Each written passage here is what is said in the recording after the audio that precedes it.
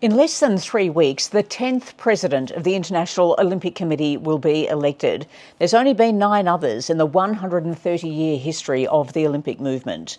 One of the most credentialed and perhaps most controversial of the candidates is Lord Sebastian Coe, a former Olympic gold medalist. He's also bid for Olympic Games, he's run successful Olympic Games, he's run an international sporting organisation, currently the president of World Athletics. The controversy is around his very firm stance, and some would say admirable stance, in really drawing particular lines on issues that he thinks are important to his sport. Russia still banned from World Athletics, while not banned from competing as neutral athletes in many other sports at the Olympic Games. He also controversially said for the Paris 2024 Olympic Games that medalists from his sport would be paid prize money, putting him at odds with a number of the other sports. And of course, thirdly, we know that he was one of the very early adopters of taking a stance against transgender and DSD athletes being able to participate in the women's category of World Athletics. But as we're seeing right now, this very geopolitically tense world is going to be the future that the next president of the IOC will have to deal with. The next Games are in Los Angeles 2028. Only in the last few days, we've seen the way Donald Trump is using the American presidency to totally upend the way geopolitics is being handled. Here's some of my interview with Lord Coe. You can hear the full interview on the Sports Ambassador podcast. We've got to modernise the revenue model. We've got to turn transactional sponsorships into collaborative partnerships. And we've got to recognise that you have to have an audience-first approach. That's not to say you shape everything around the likes or dislikes of 15-year-olds, but it is to say the audience, you have to listen to what the audience are telling you, and you have to provide them with what they want, when they want it, and critically where they want it. And I'm not sure we're doing that as well as we could be. So that's the broader landscape, and those are the issues that I think, if I'm successful in March, are in my in tray. Mm. Now, I just want to stick with 80 and 84 for a moment, because as you say, it was a most incredible period for the Olympics. The Olympics were under threat at that time. And I think under the leadership of Juan Antonio Samaranch, that whole kind of commercialisation of the Games came into being, which almost saved it. But you defied your government to go and compete in 1980. It was politicised. The boycott was called. There was a counter boycott in 84. But you could go and you defended your gold medal. The current president of the IOC, Thomas Bach, never got that chance because he couldn't defend his 1976 team fencing medal in 1980 because of his country's boycott. And I wonder about those sorts of things and what athletes take away when the politics weighs so heavily on an athlete. And we see it now because Russia is still banned from your sport, and that is something you will have to deal with if you become the president. There's a lot of other geopolitical factors that come into play. So as a president, how do you deal with those things that may be seen differently from sport to sport, and you've got to sit there as part of the overarching machinery? You have to be very alive to the fact that actually rarely in life is there a one size that fits all. And let me remind you, of course, we had 2 very distinct issues in athletics. We had the doping challenges that I inherited when I became president of the sport, some 149 in 2 years. I couldn't sit there saying, well, this was going to resolve itself because there'd be just one more news cycle that would bring another story. We had to deal with it, and we did. We created the task force, and actually we've now got the Russian Federation back into a really good position.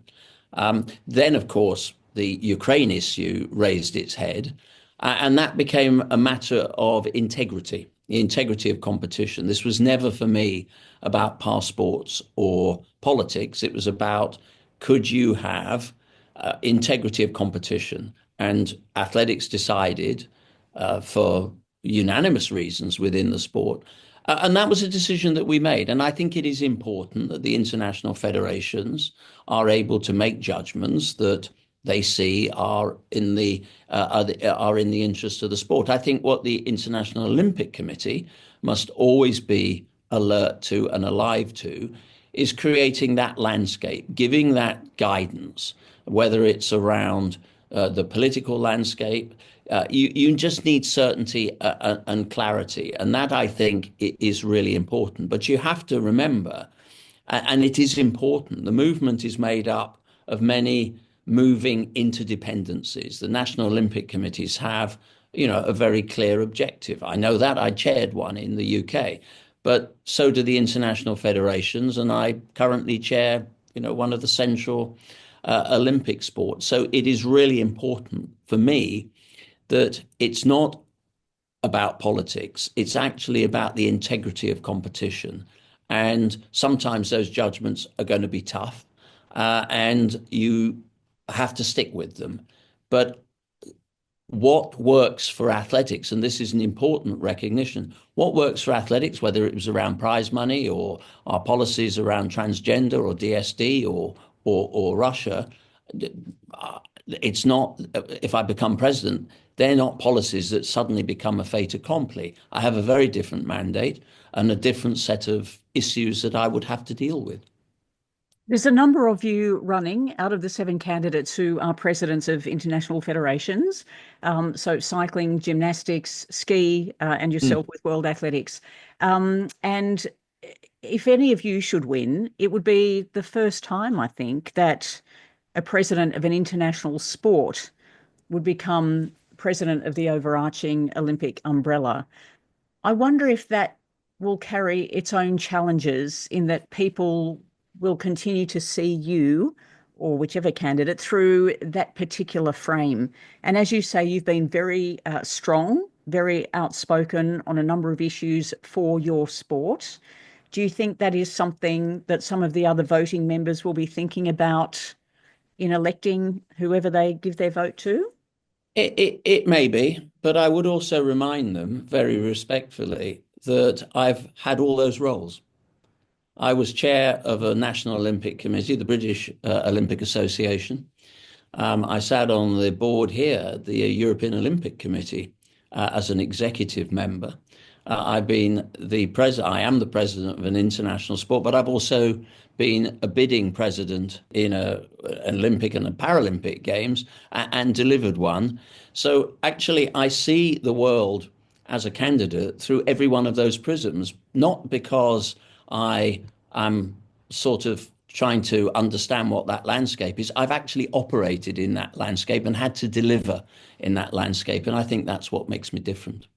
That's part of my interview with Lord Coe, one of the 7 candidates who is running to be the next president of the International Olympic Committee.